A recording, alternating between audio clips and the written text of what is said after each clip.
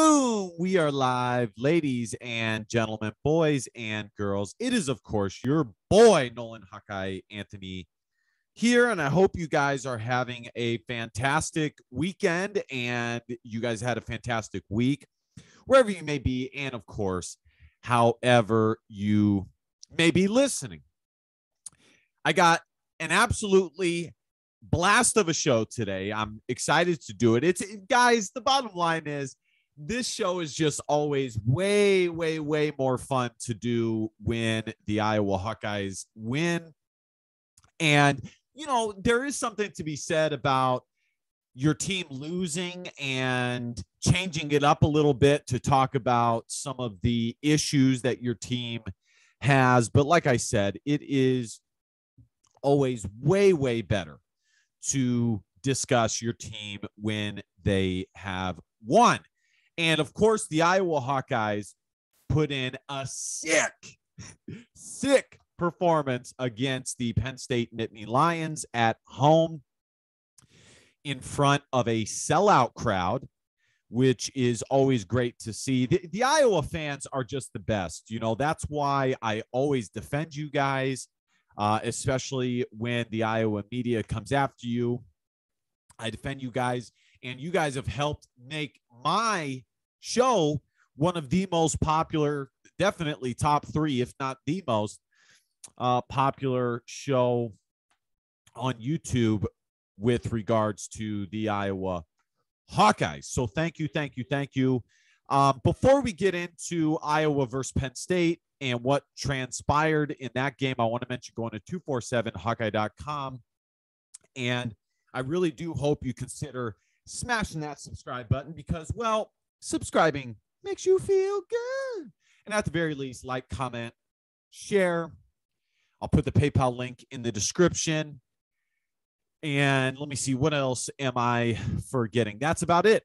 Put the PayPal link in the description if you want to donate to the channel. And without further ado, let's get into this. The Iowa Hawkeyes started the game fast. They Patrick McCaffrey hit a few jumpers, 3-point shots, which was good to see. And they pretty much had control of the entire game. Penn State did battle back to make it close for a little bit of time in the first half. But Iowa got some good performances from a handful of guys. They got a good performance from Phillip, pretty balanced. You know, Phillip Ibraka has been playing much better. I'm excited to see that development. To me, before we get into the players and their individual performance, the key to this game was the defense. Iowa's defense played great. Now, part of that was Penn State taking shots so late into the shot clock where the score was going to be much lower anyways. Penn State is very similar to Rutgers. They like to operate late in the clock, and they like to keep the game low scoring.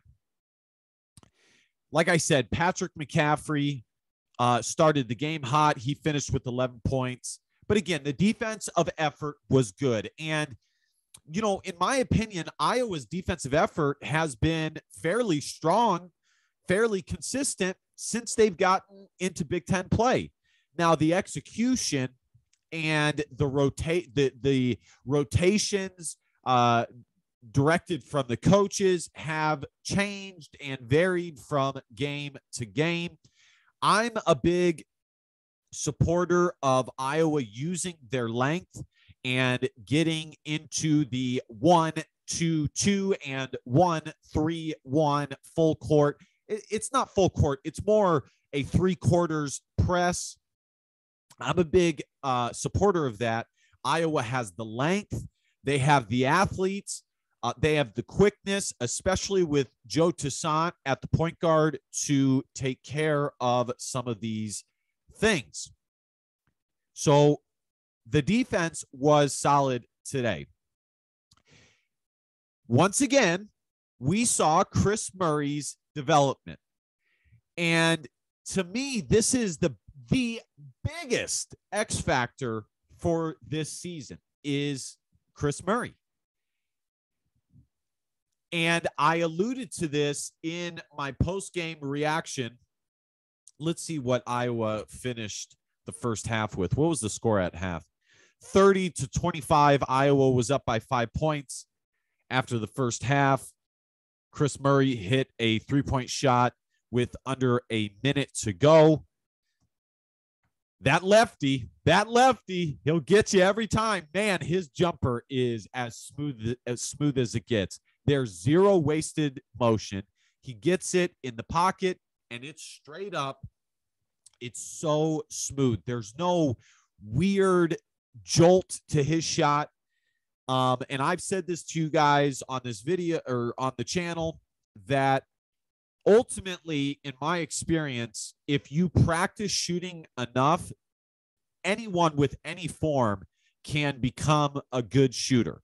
But the easiest and the most efficient way to do that is to have a smooth jumper with very little wasted motion like a quarterback. And that's what Chris Murray has. It is beautiful. And his brother Keegan, the midseason All-American, has a beautiful shot as well. But this is the biggest X factor, guys, is Chris Murray, in my opinion. Because if Iowa can get 8 to 20 points, I know that's a wide margin, but yeah, let's go below 20. Let's go 8 to 15 points a night with the occasional 29-point performance that we saw from him a while ago. That's huge. That is huge. And I'm glad to see Fran McCaffrey watched my video, my post-game reaction to the loss to Rutgers, where I said, it's Chris Murray time. Where's Chris Murray? Where was Chris Murray? Where was Chris Murray? And like I said, Fran McCaffrey watched the video and decided to put Chris into the rotation much more. Of course, Fran McCaffrey did not watch my video. Who knows? Maybe he's seen one of my videos. I don't know. You'd be surprised.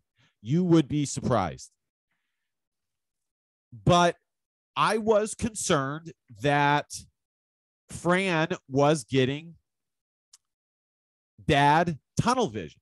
Like I said, anyone who has played sports, especially at a high level, knows, and especially in the amateur ranks, knows that there are the dads who coach, and you're pretty much screwed if the guy who coaches' son plays at the position that you play, because the love that he has for his son is just hard for him to overcome that. And I was starting to get slightly concerned that he was getting tunnel vision with Patrick McCaffrey. By the way, it's not that Patrick's a bad player, because he isn't. He's good. The dude had 11 points today. He is one of Iowa's top 3 players. In my opinion, it's Keegan, it's Chris, and it's Patrick. But there should be no night where Chris Murray does not play 15 minutes, at least 15 minutes. And we got that. He played 20 minutes against Penn State, which was good to see. Keegan Murray had 15 points and 8 boards. It wasn't his best performance, but guys, I mean, 15 points is still 15 points, especially when the other team is keying in on you and basically playing what's known as a box and one. If you don't know what a box and one is, It is when one guy follows you around the court and sticks on you like glue, and the other four guys basically play some sort of a zone, a full-blown zone, or a matchup zone. There's varying degrees in which to do a box-and-one.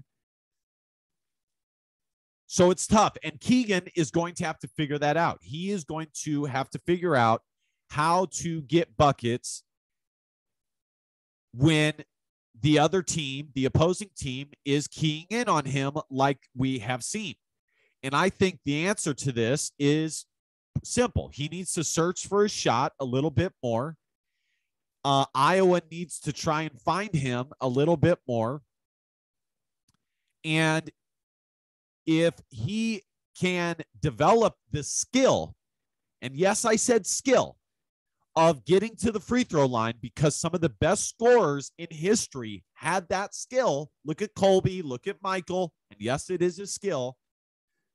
If he can develop the skill of getting to the free throw line, that would be absolutely huge. It really would.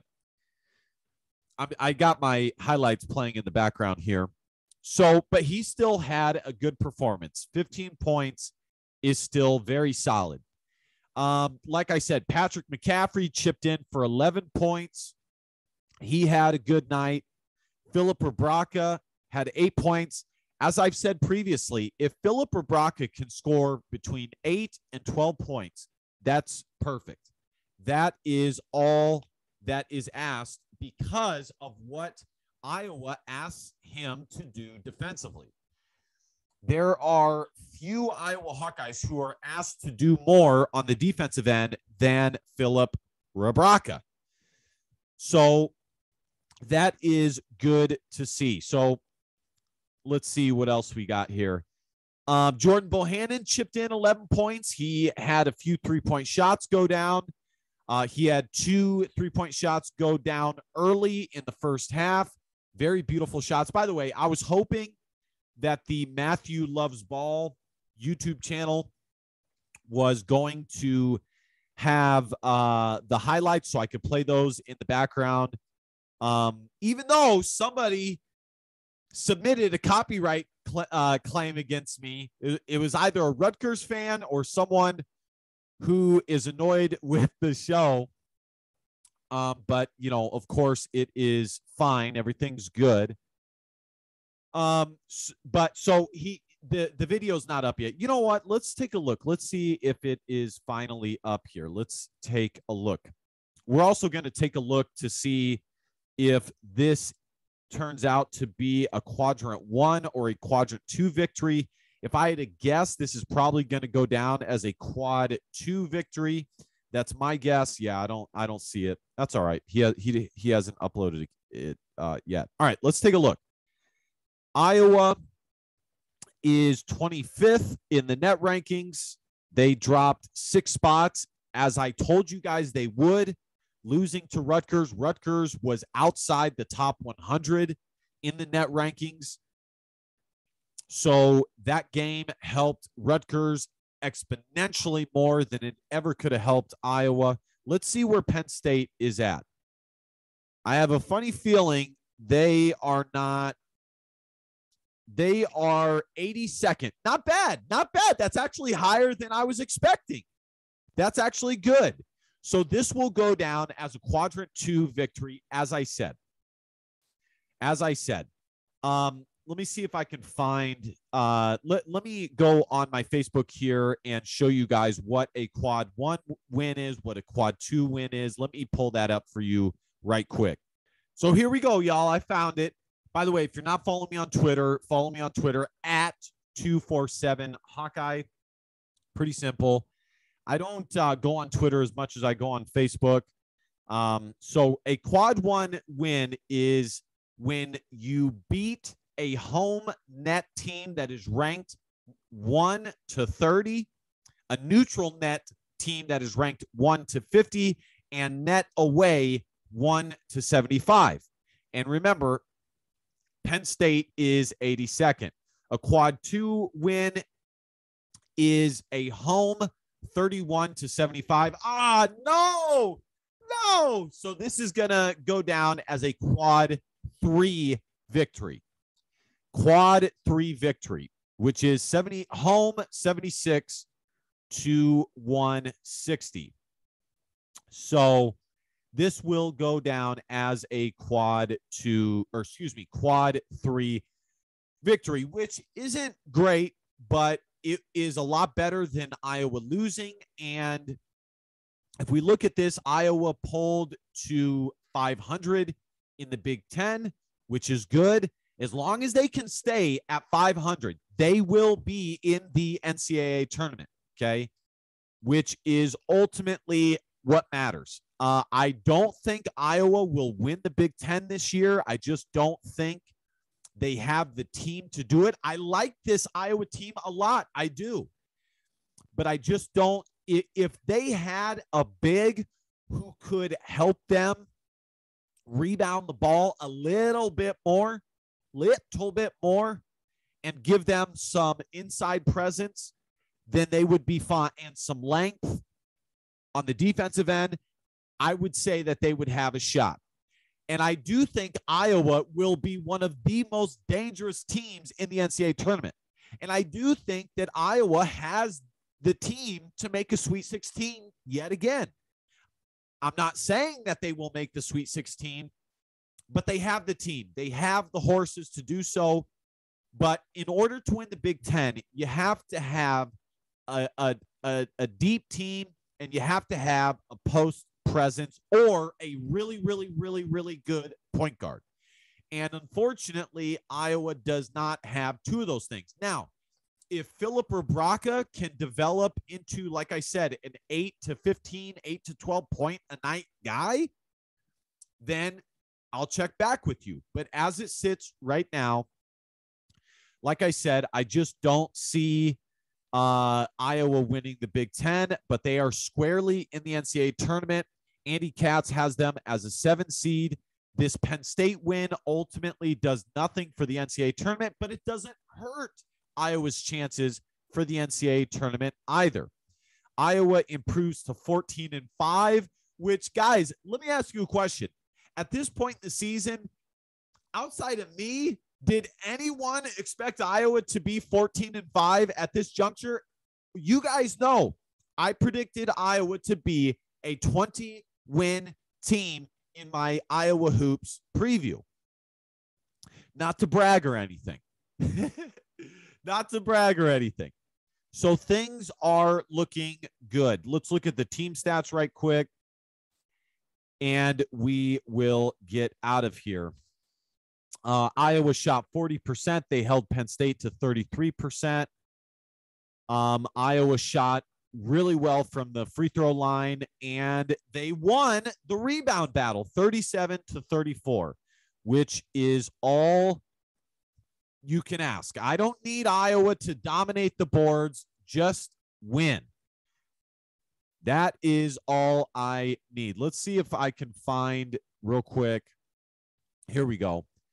And let's see if we can find where Iowa is in the Big Ten. They are 8th. Like I said, they pulled to 500 in the Big Ten, which is ultimately, that's, as long as they stay 500, everything is fine. Now, some of you guys out there will say, it's not good enough, Nolan. It's not good enough. And you know what?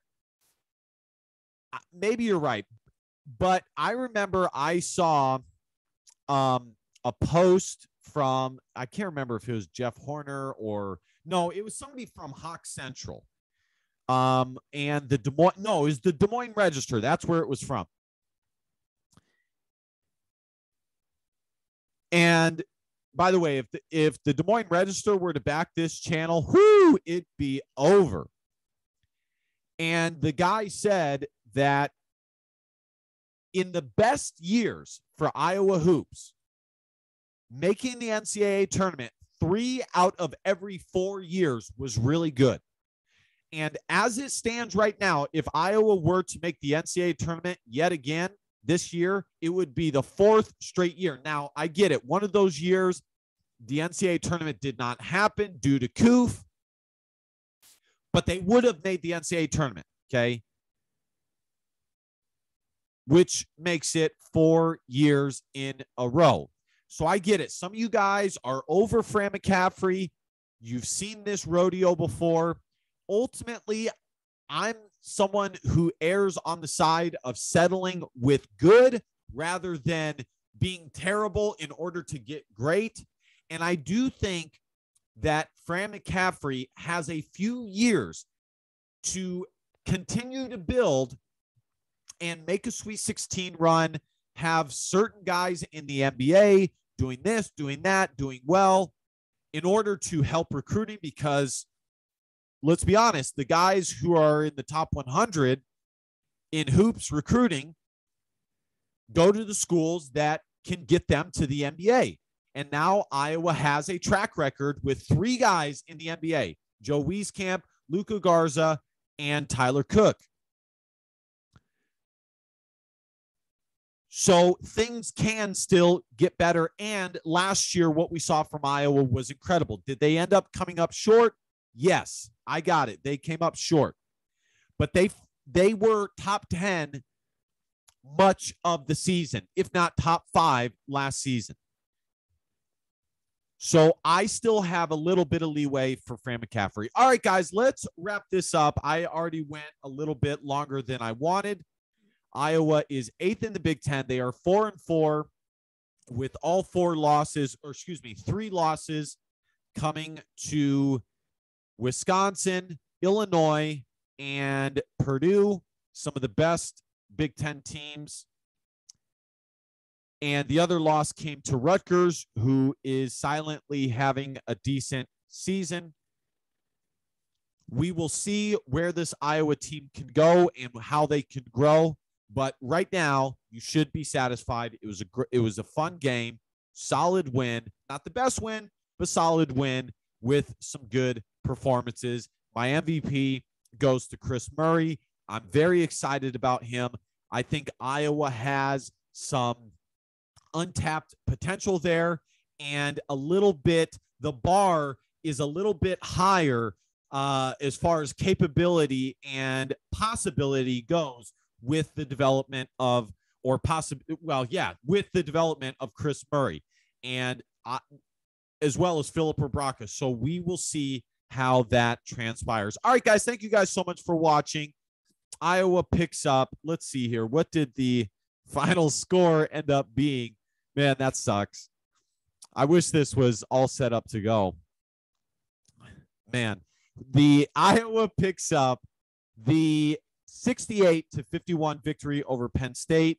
It was a really fun game. Thank you guys so much for watching this. Be sure to hit that subscribe button because, well, subscribing makes you feel real good. Go to 247hawkeye.com. At the very least, if you don't want to subscribe to the channel, be sure to share, like, comment. I try and comment to everybody's comment, which you very well know by now. Follow me on Twitter at 247Hawkeye. I'll put the PayPal link in the description. And last but not least, DBAP, don't be a pussy willow. And facts are feelings. Your feelings don't matter. Love y'all. Go Hawks. See you next time.